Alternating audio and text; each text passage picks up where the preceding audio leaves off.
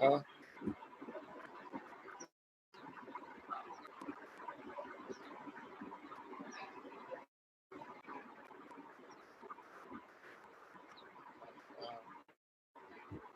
Before starting our workshop, I want to start with a prayer. So, can you stop your screen sharing option? So, I will share with the prayer. That's it. Okay. Hello, everyone. Good morning to all. My name is Professor Dhaval Taylor, working as an assistant professor in University Institute of Technology. My colleague is Mr.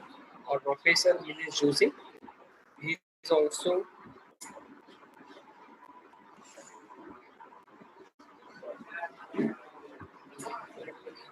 good morning to everyone. Warm welcome in our webinar. Topic is nothing but the role of an electrical engineer in the railway engineering field. Okay, my name is Professor Dhawan and my colleague is Professor Minesh Joshi. Both are the coordinator of this webinar. Warm welcome all of you in the webinar, which topic is role of an electrical engineer in the railway engineering. Now, before starting our webinar, we start our webinar with a simple prayer. So, we will join in a prayer.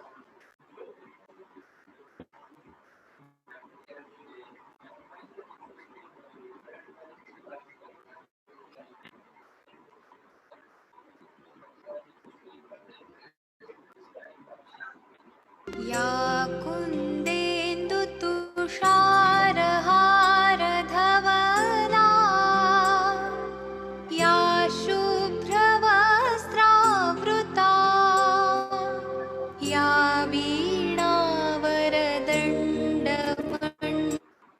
वीणावरदण्डमण्डितकरा या श्वेतपद्मासना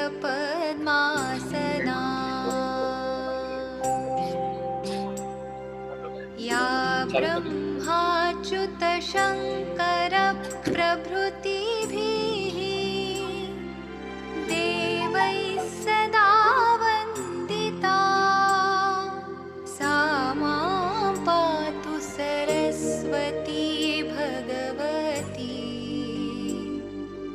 निःशेषजाड्यापहा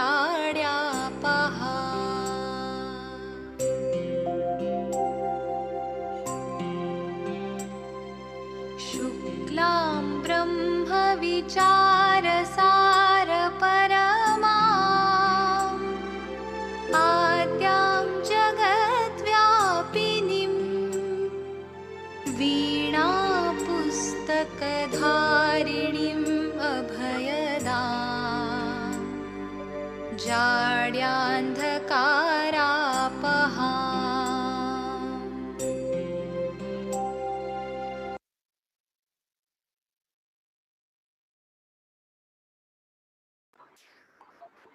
Okay, before starting our workshop or webinar, I will give a small introduction of our expert. Our expert for this webinar is Engineer Vimal Sharma, Proportional Control Engineer. He is working in Bombardier Transformation India Limited Company. Uh, he had completed a B in 2050 from Patel Institute of Technology. Also, he is nothing but the alumni of ADIT. So, regarding the workshop and regarding the college, I request to our HOD, Dr. Hardik Shah sir, to just hand over the session and give a brief introduction regarding this workshop as well as our ADIT.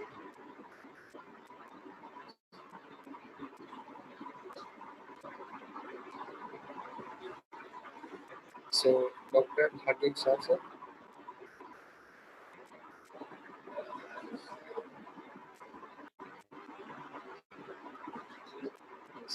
Good morning to one and all. I am very happy to share regarding the today's newspaper news regarding the execution of the bullet train between Ahmedabad and Bombay. There is a large requirement of the manpower. In that line, there is a core role of electrical engineering. I am calling from AD Patel Institute of Technology. New Vallabh Vidyanagar, the Electrical Engineering Department. It's an NBA accredited. It's a constituent college of Charutar Vidyamandal University. Engineer Vimal Sharma is one of our base students. He is now serving in the Bombardier Engineering, and he will give you the information that what is the role of electrical engineering in the near future. As you all aware that electrical engineering has a large scope. It starts with the solar energy or a renewable energy. Another is the train, the bullet train, as well as the electrical engine and the automobile electrical engineering. So there is a vast scope of the electrical engineering in the near future. So our effort to make you aware that how the electrical engineer can serve the nation for the development of the bullet train as well as another electrical infrastructure. So I am not wasting more time. I directly hand over to engineer Vimal Sharma, and I am also thankful to him for giving a time and for his effort to enlighten us about the role of electrical engineer. So I am giving to the Vimal Sharma for the more informative and interactive lecture about the role of electrical engineering. So Vimal, please. Thank you, sir. This is a very great opportunity for me also, since I today also remember my days of ADIT with the vast learning. And yes, rightly said, the scope of electrical engineering has increased tremendously in the railway sector, especially within the last 30 years. Before that, maybe the scope was around 40 to 50% only. But today I can rightly say that for each and every component design or even the performance of the train, the scope of electrical engineering has increased to more than 70%. Now we know that before 150 years, the train or the journey of the train was started with the simple bullock carts or the horses riding the cargoes. But today, with the advent of the steam engine, then diesel engine, and today towards the electrical or the electricity, we have challenged the technology to increase the benefit of the human values, especially the morality. So directly I'm going to the presentation mine that I have prepared. Thanks, Dhaval sir, for inviting me to. So regarding my journey, uh, the main interest that I got in the electrical engineering was from my academics only. At the very early stage, I came to know that more you do the projects, the more you learn. And that's the simple funda that always you have to remember. As an electrical engineer in the railway engineering, today we are going to touch upon mainly four agendas.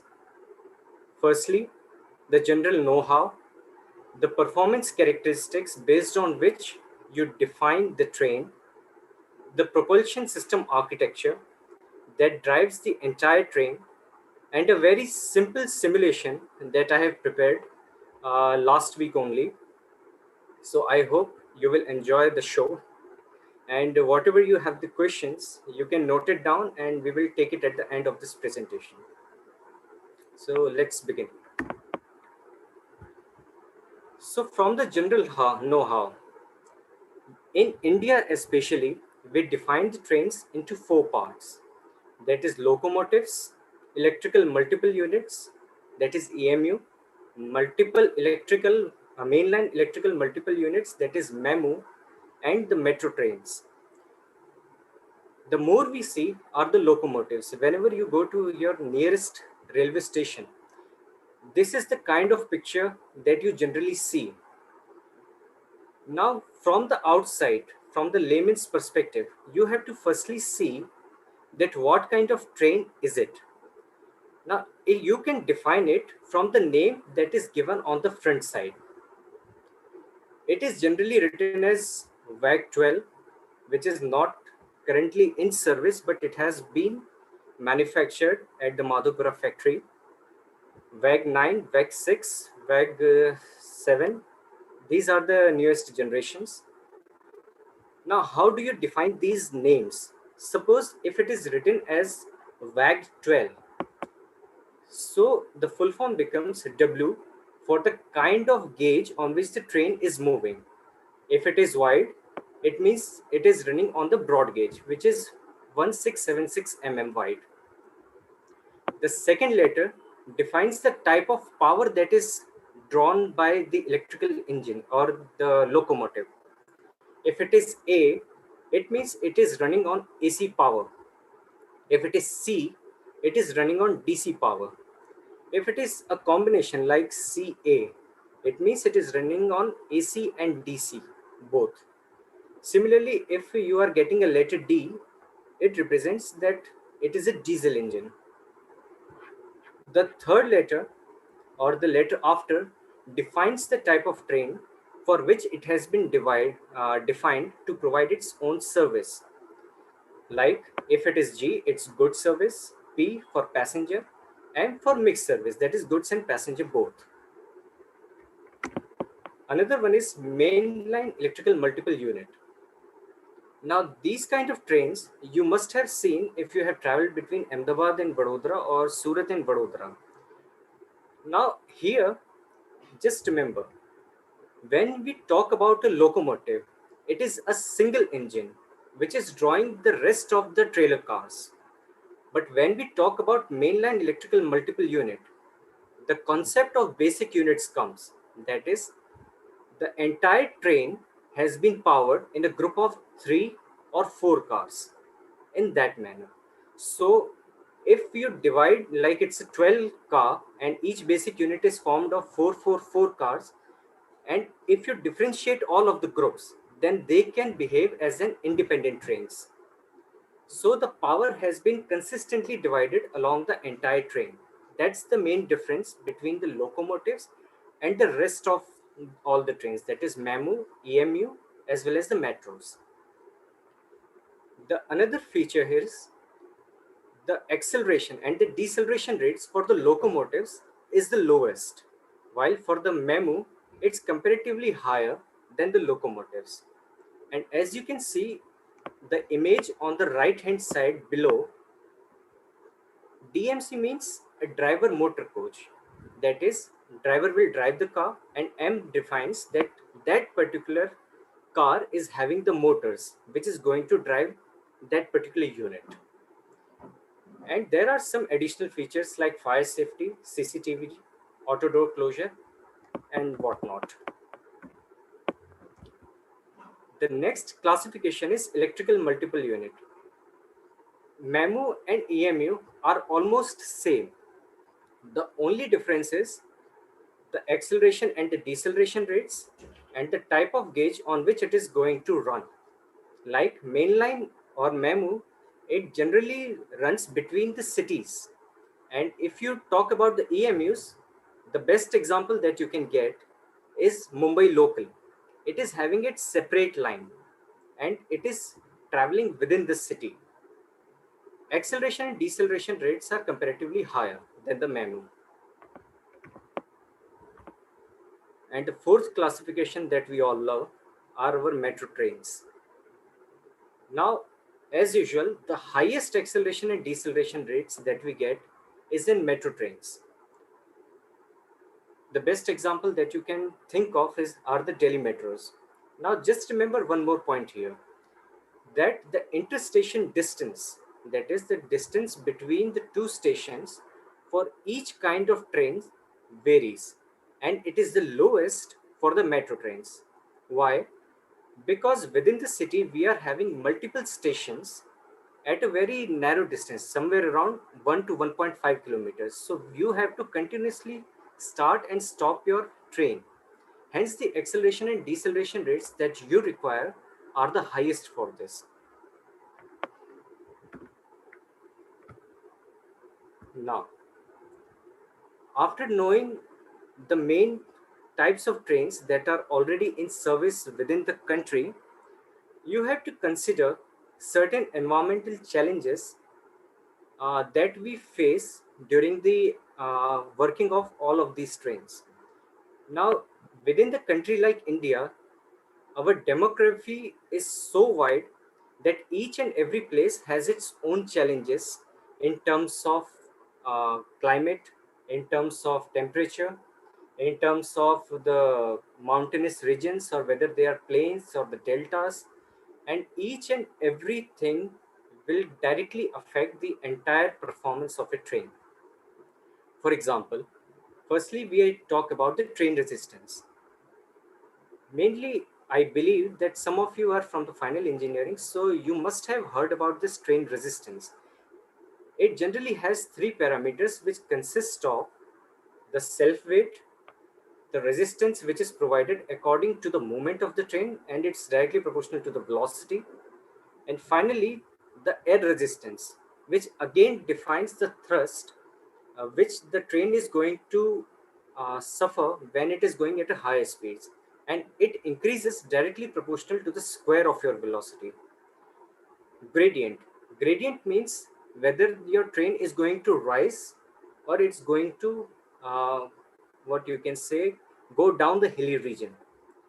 Neutral section, now this is one of the points that we generally don't take into consideration while we travel into the train, because it's directly connected to the power supply that your train is going to get.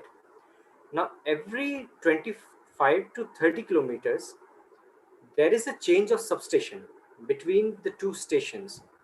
Since you cannot have a continuous line, you must have studied under the power system design that as you increase the distance, there is a voltage drop along the line. Hence, we have to consider firstly the highest voltage as well as the lowest voltage that the line is going to provide you, and accordingly, all of your components should be designed in that manner only. Secondly, after the change of line, there is a gap. If it is a main line, you will have a gap of 41 meters, somewhat approximately. After 41 meters, you are going to get another power line, and then after getting that power, your train is going to move. So how you are going to survive that particular 40 meters region?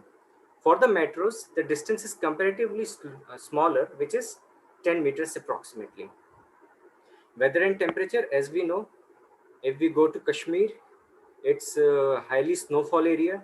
If we go to the south, it's highly deltas. Eastern side, more difficult regions. And similarly, temperatures, whether you consider the Rajasthan or the Uttarakhand, the temperature varies somewhat around minus 10 degrees Celsius to 50 degrees Celsius in the summer. So how this temperature is going to affect your entire propulsion chain, which is generating its own heat, and your all components should be able to withstand this temperature. Wheel diameter. Wheel diameter is a scenario which again many of us don't think about it. Generally, the new wheel, whenever railways start a new service, the diameter of a new wheel is somewhere around 952 mm. But within the service period, that particular diameter reduces to 877 mm. That is approximately around 70 mm difference. Now, this kind of difference can heavily affect the working of your motors. And finally, the curve resistance. The curve resistance comes when your trains turn, but this kind of effect only comes, uh, for example, on the mechanical side. On the electrical side, we have to consider what is the maximum amount that we are going to consider. Generally, the curve radius as small as possible, or it's always greater than 150 meters. Now, let me just show you a small video which can define two different scenarios in this case. Now, the first video that we are going to see is a train which is going almost on a level tangent track. This is the area of Punjab where you are having a comparatively more level tangent tracks. See,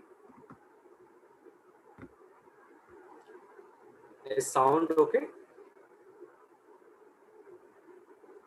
You have to share your audio sound in the option. Okay. Let me just share it.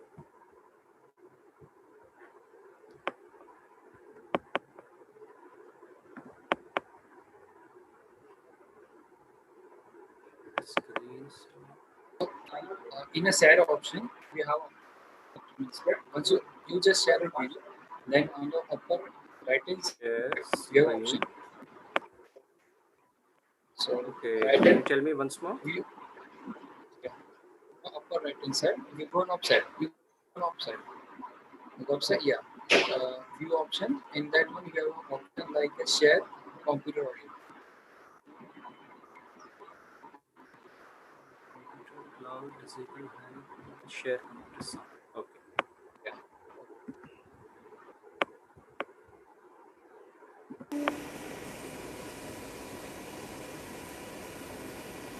Now see, this is entirely a level tangent track with having some curve radius.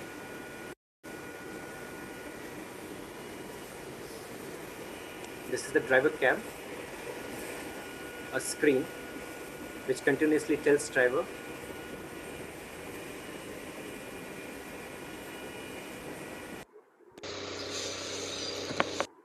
now see, in this video we are going to see how tough the situations can be. This is the video from Darjeeling, and it is under the World Heritage Site since it is one of a kind in the world only. The problem was the railway authorities were not having the complete, or you can say the possibility of turning the trains. If you have traveled in the mountainous regions, you must have seen when you travel by a car, there are high turns that you have to travel through, and slowly you rise to the top of the hill. But here they were not having the margin to make the train turn. So see how they have managed.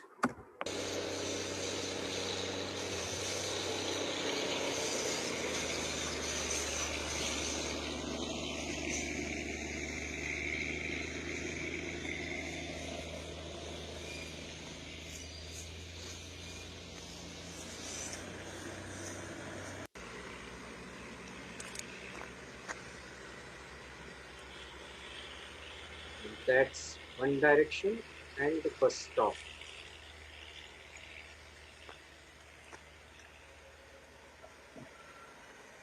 And see the height, the gradient that it has to cover along with the curve radius, along with the train resistance. Each and every harsh conditions are put upon this particular vehicle.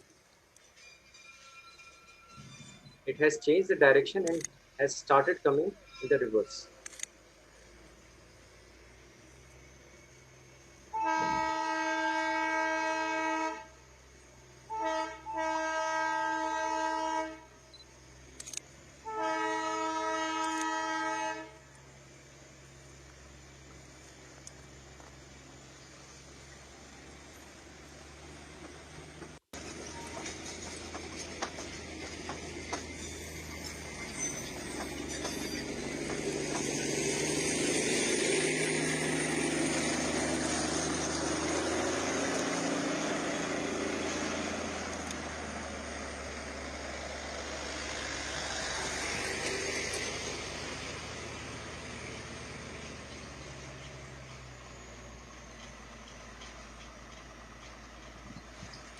That's the second stop.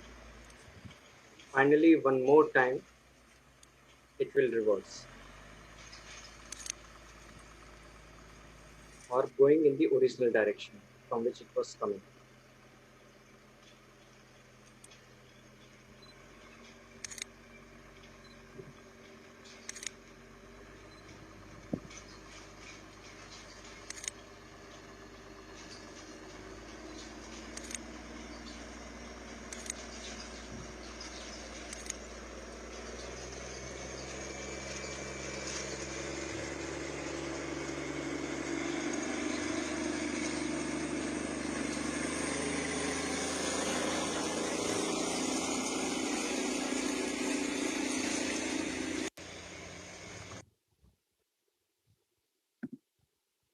Yes. So that's how each and every harsh conditions are put upon. And just imagine the case, since it's Darjeeling, it's raining heavily. So each and every parameter that we consider under the ideal scenarios totally changes under this case. So while designing any kind of propulsion chain, you have to consider each and every factor since it is going to affect the power intake of your train and hence the entire propulsion chain components that you are going to attach. Fine. So certain performance characteristics that you have to remember while designing a train. See, whenever a customer provides technicalities, they always demand that my train should be able to reach a particular speed with a certain load under certain scenarios. Now, considering all these scenarios, you have to define the tractive and braking effort that your train is going to suffer.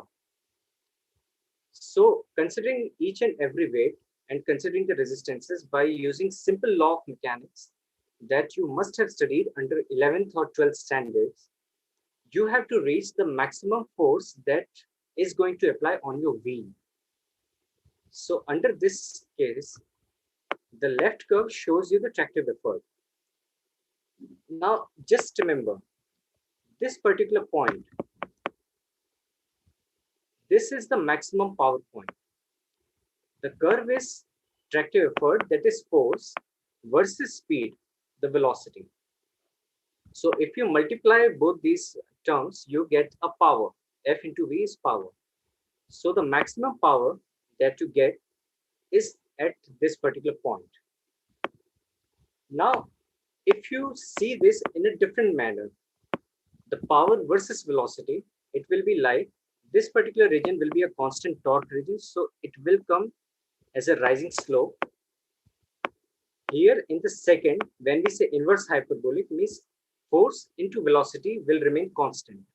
So your power remains constant. So this will come as a straight line and then the reduced power.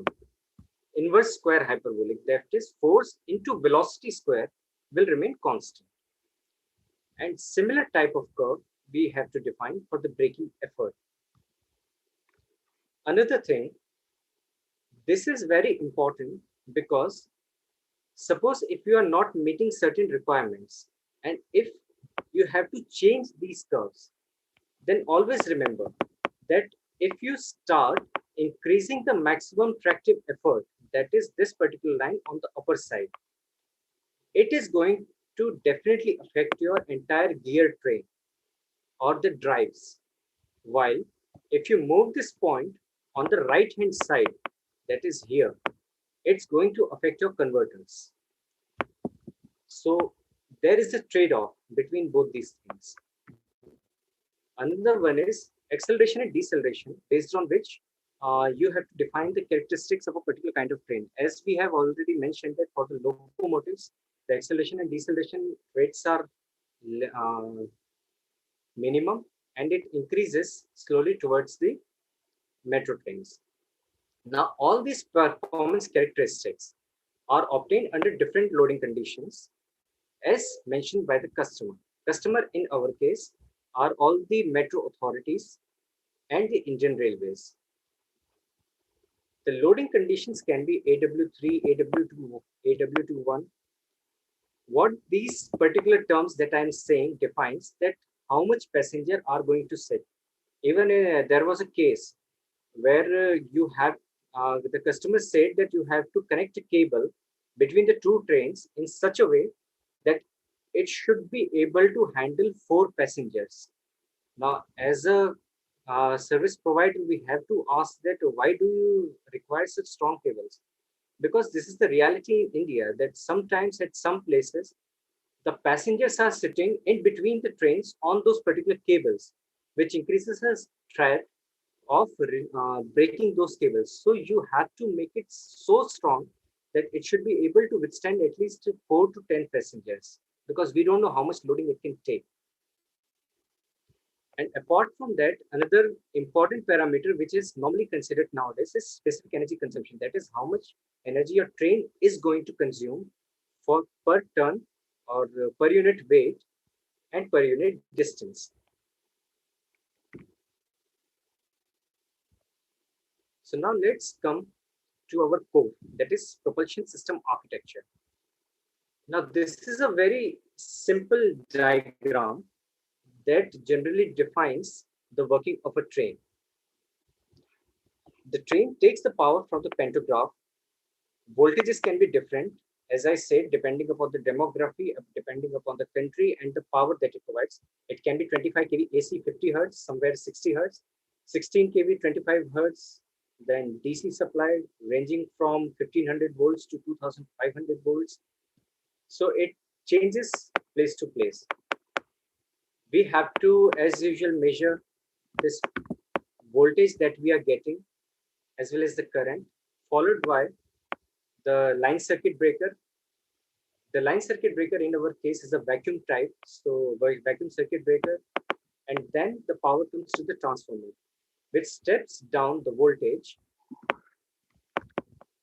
and this step down voltage is then rectified by a 4-quadrant converter, hence AC to DC, and then again inverting this power, we provide this kind of supply or this AC to the motors. Now we have generally studied that DC series motors are used. Now let me tell you the truth. Today DC series motors are nowhere used. We have totally shifted towards the squirrel cage induction motors with the advent of variable voltage, variable frequency drives, because DC series motors efficiency was very less previously, somewhere around 75 to 78%, and that is only of the motors. When we take into account other components, and that is transformer, the converters, the overall efficiency that we used to get was 65 to 70%. So there was a huge energy loss.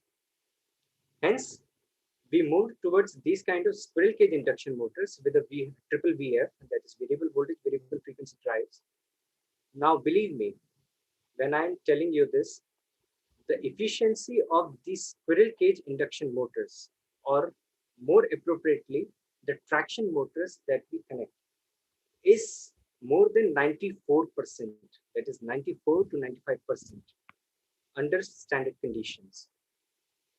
Now, this kind of efficiency was a breakthrough in the technological advancement.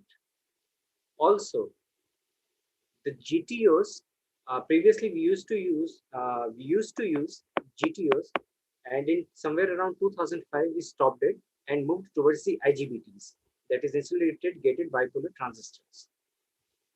And the control that it gave to us was totally tremendous. Now, this may look a very simple case. The 4QC that you see on the left-hand side, generally we call it the line circuit, since it is connected on the line side.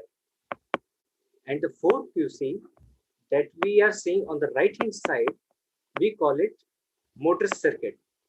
Sometimes motor circuit modules, since it is connected towards the motor side. But this kind of scenario also you are not going to see. It's rather much more complex than this. Let me show you this through a block diagram. Now see, the first scenario. In a transformer, we are having one primary, two traction windings, and a line interference winding. Hence, this is a 4-winding transformer for single phase. Generally, when we study in our CAD mix, we hardly go to 3-winding transformers. And here we are starting with a minimum of 4 windings for single phase. I'm not talking about the 3-phase or anything. So don't get confused with that. Each of the traction windings provides the power to a line circuit, and both these line circuits combinedly give the power to a DC link. And then they provide to different MCMs, that is motor circuit modules, and later on to the induction motors which are connected to it. From the DC link, sometimes we give the auxiliary converter. We have to provide the power for the passenger comfort. Also, the important machinery, that is the compressors, the brake cylinders, which all require the power before the starting of the train. Even when the train is at rest, you need certain power to increase the pantograph to the line.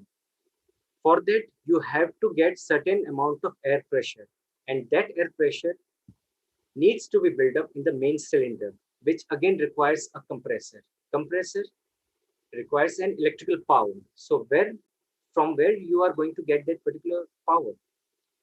That particular power you get from the batteries, which are ultimately charged by this auxiliary converter. Apart from this, all the lights, fans, which are connected in the entire train for passenger as well as the drivers, all of them gets the power from the auxiliary converter. As you see in the previous scenario, sometimes we take the amount of power required by the auxiliary converter directly from the DC link. In some scenarios, we provide another winding to the transformer, which is called the auxiliary winding, and separately the AC power is given to the auxiliary converters, making the transformer a 5-winding transformer. And this is case 3. Now this is normally for a locomotive having 4 axles, and if you connect uh, 2 multiple units, it increases the motors to double the value. In this scenario, see, the LCMs has been increased, MCMs has been increased. Sometimes instead of 2 motors, you connect 3 motors in these scenarios, and then you give the power. In this scenario, see the condition of your transformer. There are 1, 2, 3, 4, 5, 6, and 1 primary, 7 windings on a single transformer for a single phase. Now, this is a very complex design that we normally see in the field. All these kind of propulsion architecture that we define totally depends upon the power rating that it requires. That is the power required by the train, the locomotive, metro train, the acceleration that we have to provide, the auxiliary converter, that is how long is your train, that also defines the power consumption of the auxiliary converter, which again defines the total power intake of a train. So each and everything is connected. These are some high voltage equipments, which I guess are self-explanatory. That is from pantograph to the transformer, which are the different components that comes into the picture. Mainly, it consists of two surge arresters, namely as primary surge arrestor and secondary surge arrestor, an earthing switch across the line circuit breaker, main transformer as usual, line current transformer for measuring the current, and similarly voltage transformer for measuring the voltages. This is a little bit different. Earth return current bush.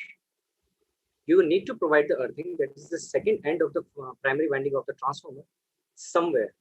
If you have looked towards the train closely, when pantograph is directly connected to the overhead line, you see there is only one wire, which it is directly in contact. That is, pantograph is continuously in contact with a single wire. So you have to provide a certain return path. That return path is provided through earth return current brush. This brush is connected directly to the wheel, and through wheel it is connected to the train tracks.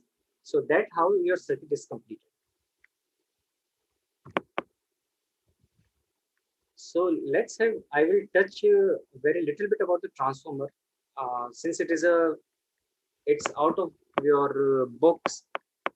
So I have decided that let me tell you something about it. Now the kind of modeling that we do for a 2-winding or a 3-winding transformer is generally a T-winding. That is, there is a single point or a star type of connection. If it is a 2-winding, it will be like this. 2 different components connected at a single point. If it is a 3-winding transformer, another component will come. Now, as the number of winding increases to greater than or equal to 4, the scenario totally changes, because what the law says that in order to define each and every component of your transformer, you have to have minimum n into n minus 1 by 2 components. That is, if you are having 2 windings, you should have 2 into 2 minus 1 divided by 2. That is at least one component. If it is 3, then 3 into 2 by 2. That is 3 components. But if you go for a 4, that is 4 into 3 by 2, that's 6 components. So that kind of configuration or that type of equivalent circuit you cannot get through a star type of equivalent circuit. You have to go for delta. So generally for a delta, it looks somewhat like this. The equivalent circuit of a 4-winding transformer looks somewhat like this. Now the manipulation and the calculations becomes very difficult for these scenarios.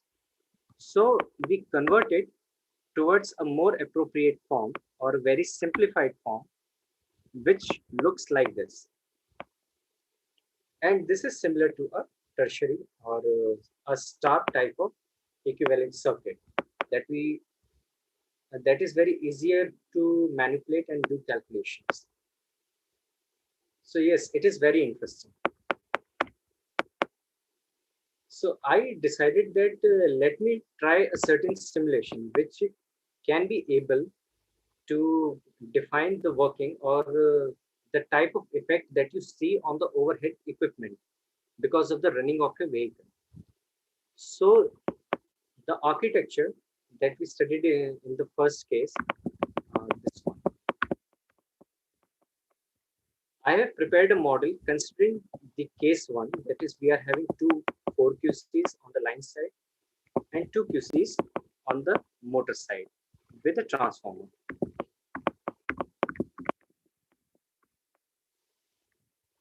So here, this is your first line circuit, second line circuit, first motor circuit and second motor circuit. These are getting powered through your multi-winding transformers and a voltage. Now this simulation is done in a MATLAB. So let us just this is your DC link. One more thing that I want to share with you here. The power that we are getting from the overhead line is generally 25 kV, that is 25,000 volts. The transformer steps it down to somewhere around 920 volts. Now logically, after the rectification process, you are going to get the voltage somewhere around 1150 to 1200 volts. That is at this point. But normally that we see, the DC link voltage is normally capped at minimum of 1600 voltages or minimum to 1500 voltages, and the range varies to 3000 volts. So how does this happen? It happens through these 4QCs. As you can see, there is a feedback diode on the IGBTs. So using the transformer inductance, this 4QC performs two functions. One, it converts your AC to DC, straightforward. And second, it steps up your voltage. And finally, both these QCs work in synchronism and gets you the total of 1600 to 1800 voltages. And then the process becomes very simple. So let's see the results that I have got.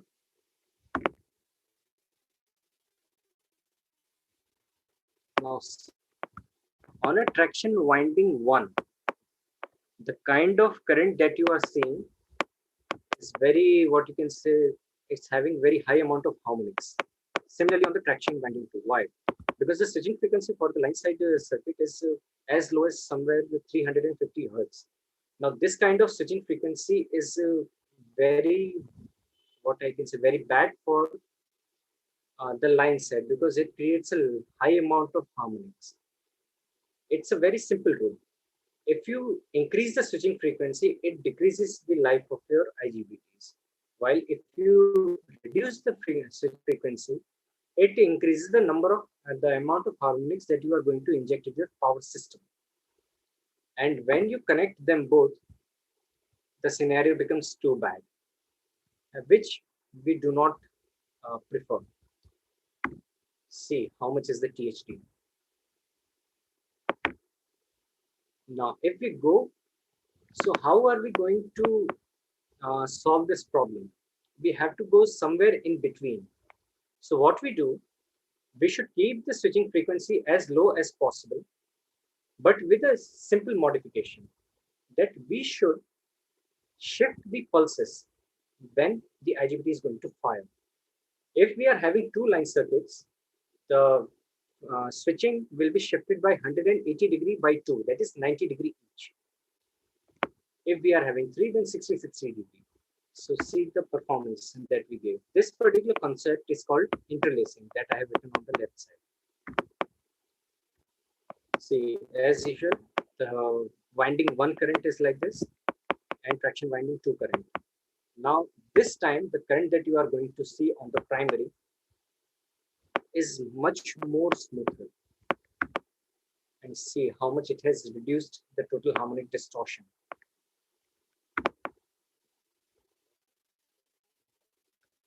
Now, normally under this scenario, the ripple content that you are seeing is 7.3%.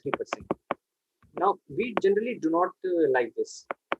So what we do on the DC link on the capacitor, we provide a second harmonic, which reduces this ripple content to somewhere around 1.8%, and which is much more favorable also, since it meets the standards decided by the IEC as well as the European Nation standards.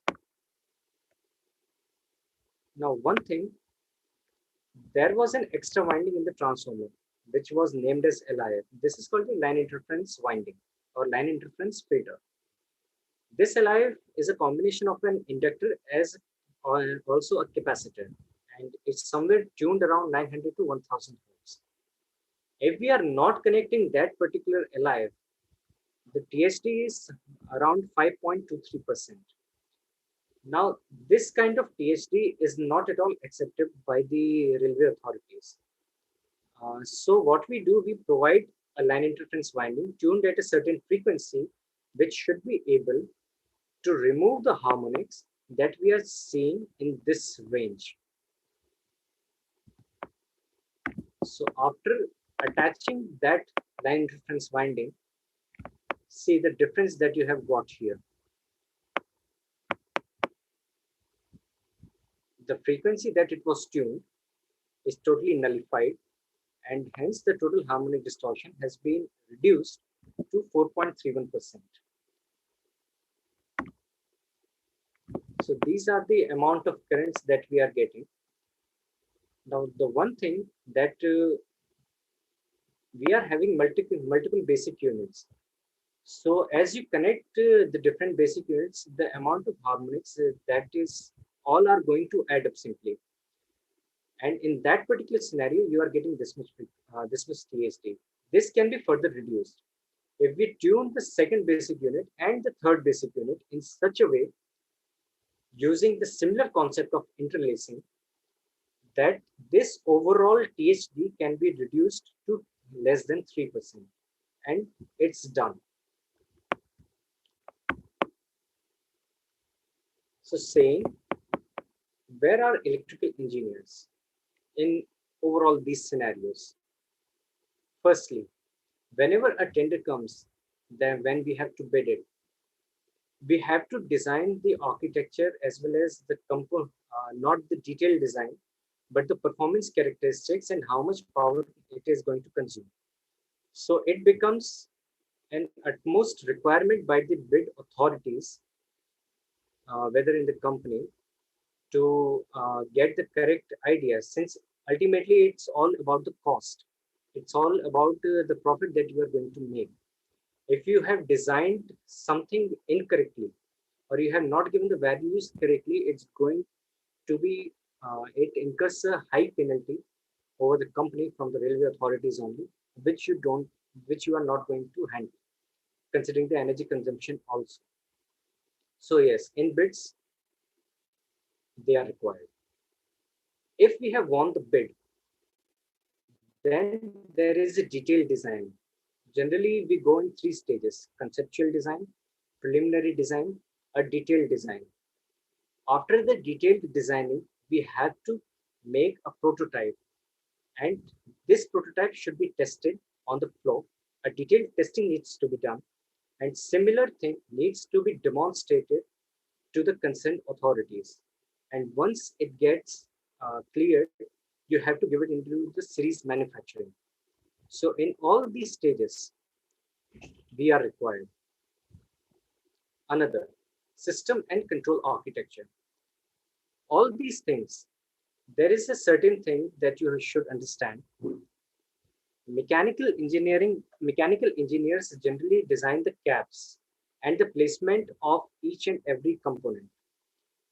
Now, each and every component, if I say about a converter, it has a particular dimensions, and those and the engineers only give a certain space to us, which we have to take care. The power is not what you can say. Power is not a big concern if we are provided the space, but within the engine room, we don't get it.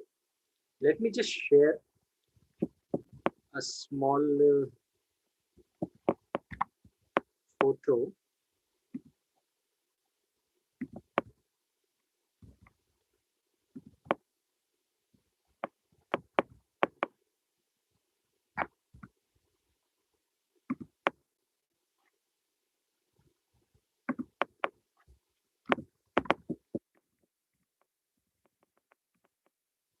See, this is your driver cab. Generally, the driver sits here. This is called MAC, through which it provides a throttle to the train.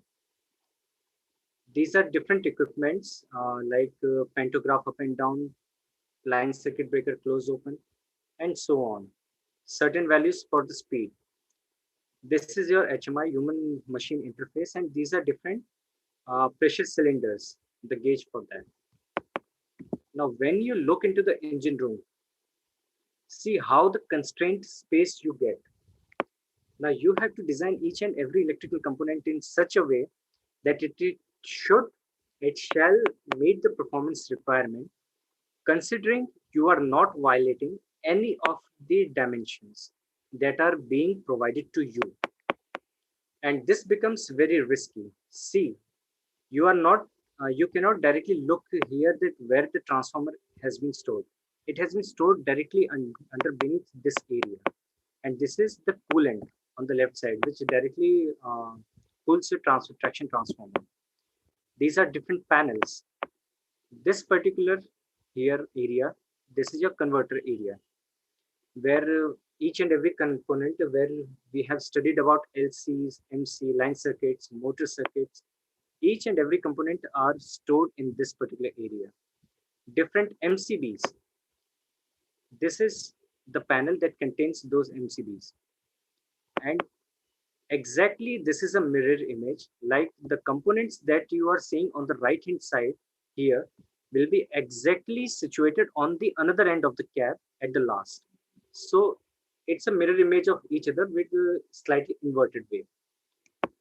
So that's the space that you have to consider.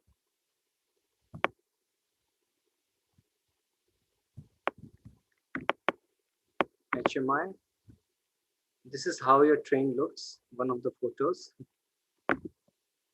Now see, if you have not designed things correctly from the electrical parameters, how much accident it can occur. Here, it has just blasted this bus bar. See, an entire crack has come. And this blast is not like you are not able to hear.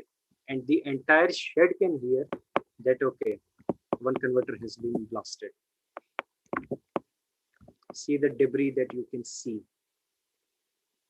And this was just an IGBT failure.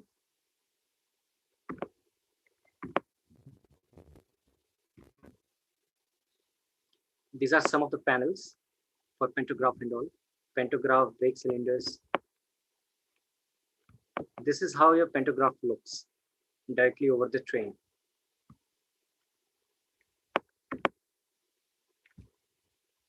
These all are multiple locos. That is, multiple locomotives are coupled, are working as a single entity. Hence we call it multiple unit, 2 or 3 engines.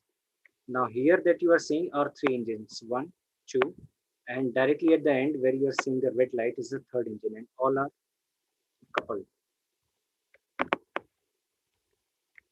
Yeah.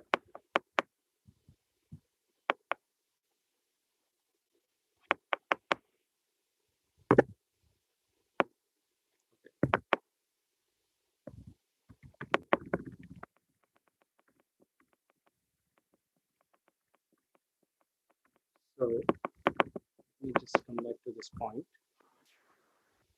Yeah. So Yeah. this is how you have to design the system and the control architecture. Control also because how in which sequence you want to operate your each and every machine. See, if you connect a circuit breaker first and then you start making your pantograph up, and there is a high voltage on the upper side, it's going to just blast it off the entire engine.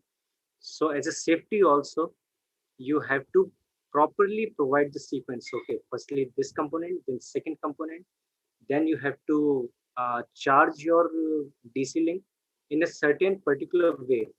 You cannot directly just switch it on like a light bulb that you do in your homes. You have to do it through a resistor, which so that the current should not be higher than a set particular amount. After then, you have to switch it to a non-resistive contactor, and then particularly following the entire process. This each and every control, whether it's on the TCMS side, that is the upper control, or the propulsion level control, both these things in electrical engineering is to design. After that, the electrical wiring or the electrical harness that you have to put. Ultimately, your goal is that the cost shall be minimum. So the wiring has to be laid out in the most efficient and the optimum way. See, a train is going to have 40,000 components in just an engine. So each and every component is having certain wiring, whether it's a signal cable, a control cable, a power cable, and to all those, if it's also a simple phenomena you must have studied that if you connect a signal cable near to a power cable, it is going to affect the signals that you are transmitting between the sender and the receiver. So how the placement shall be designed? After that, the vehicle integration that you have to provide. Each and every engineer do his job, but there is a certain point where everything needs to be connected in a very good way, so that none of the components or none of the requirements are what you can say are not met. Then the software implementation and testing. Now we generally have a very general idea that software guys has to implement the software or to make software, but no, only the electrical engineers has to make these softwares, because only they know how the components are going to behave. And once you know that what effect it can have if you do a certain logic in a wrong way, if software guy don't doesn't know about this thing कि पहले उसको pantograph on करना है या VCB on करना है, ये आपको पता है. So if the sequence is just altered, it can have a very high repercussions on that. You need this. And finally, once the train has been completed, you have to commission it on the customer side on the shed. For those commissioning, each and every test needs to be performed by a trained engineer who knows all the above design criterias. And most of the design criterias, electrical engineers do know. So where are we? I guess pretty everywhere. So that's it from my side. And the forum is open for queries and suggestions. Over to you, Dhaval sir. So, first of all, just stop sharing so we can press this. Yes, we will just stop your screen sharing so means the main screen can be easily visible.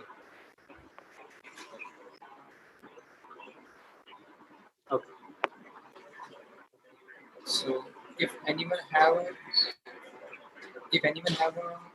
question regarding the topic, so you just unmute yourself and ask the question to engineer Vimal Sharma.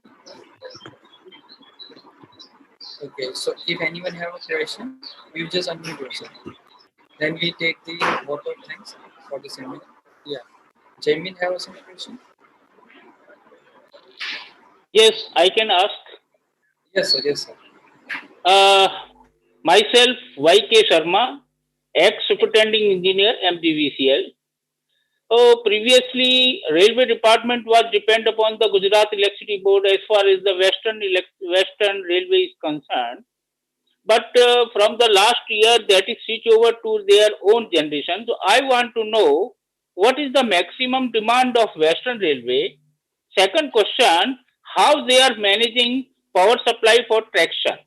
Thank you. Well, regarding the power generation and the requirements, I cannot really comment on that since it's not my area. The power requirement, if you are asking for a single train, it's for the metros, generally it's 1200 MVA or somewhere around 1100 kilowatts for one basic unit. While for the locomotives, it depends upon the, what you can say, the generation as well as the type of the vehicle. For simple example, if it's a WAG 9 vehicle or WAG 9 locomotive, it's rated at 6250 horsepower. So what is the total demand on the western grid? I cannot really comment, but yes, on the railway side, on the power requirement of the locomotive, that I can tell. Yes. Okay, thank you very much. And last question, whether there is any solar contribution in railway? In India, at least I haven't heard the news that we are going to do it, but there are the practical examples, the proven examples. One is in Australia that they have demonstrated the solar rooftop or entirely the solar train that it gets the power from the solar rooftops and it acts as an independent train. And yes, since you have raised this point, there is one more technology which is now provided by, I guess, the manufacturer is Alstom. They are running the zero, what you can say, zero carbon dioxide emissions. That is, it is running on hydrogen. The trains are running on hydrogen as a fuel. So the output is water. Now that again becomes a secondary question that how much CO2 emission is given in generating that particular hydrogen. But as an individual vehicle, it's having zero emissions. And another, yeah, that's it. In India, currently, no, not which is running on in field. Yeah. If any participant have more question, so you just unmute yourself and ask the question to engineer Vimal Sharma.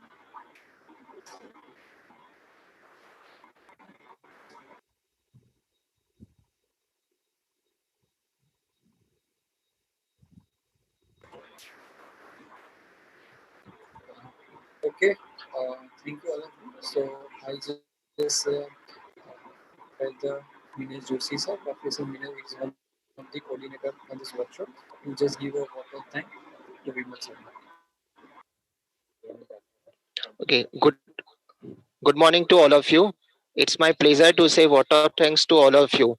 I am definitely too much grateful for engineer Vimal that he has accepted our invitations to come over and present the sessions for locomotive and what's the role of electrical engineer. Its importance is too good. The some areas that he has focused how the historical development of locomotive gets started, basically the working of converter circuit and how the reductions of harmonic will be there. Moreover, he has touched the part that role of an electrical engineer for the designing purpose as well as for operations and control integrations, as well as he has just focused some areas that the how the wiring it will be getting done to for the reductions purpose of the cost is too good. and definitely it seems to be too helpful for our students.